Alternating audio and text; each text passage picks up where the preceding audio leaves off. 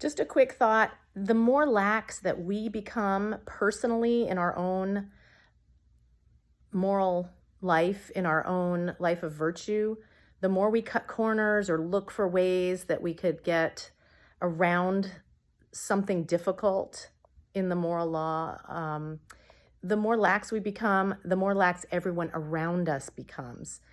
Good Catholics should not be finding ways to get around something difficult in the moral law. We should hold ourselves, and I'm not talking about other people, we should hold ourselves to the highest standard of virtue. That's what we're called to do. Because as a member of the body of Christ, we know that what we do affects everyone else around us.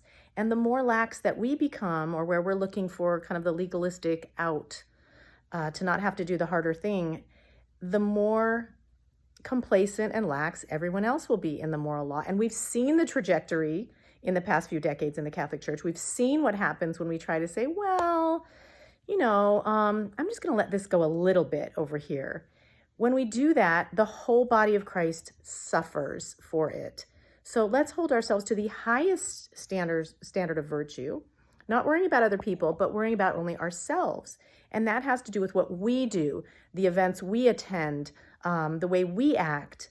And in that way, we lift up the body of Christ, and we can even produce more saints for the body of Christ, which will help grace increase for the body of Christ. And other people will be able to see that and do the harder thing also with the grace of God. So let's not look for a way to be less vigilant in morality, to be less of a witness to how hard it is to be a disciple of Christ and carry that cross all the way unto death.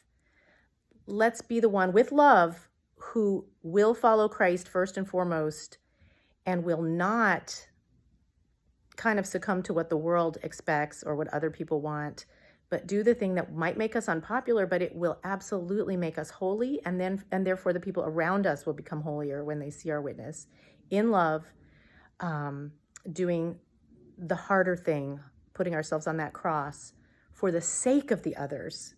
So anyway, let's not go in the trajectory towards laxity. Please, moral laxity is killing us, and we've seen that, and we've seen the pews empty in the church. And the more lax you get, it's just like muscles. It's just like the exercise, of the body. The more lax we get, the more weak we get.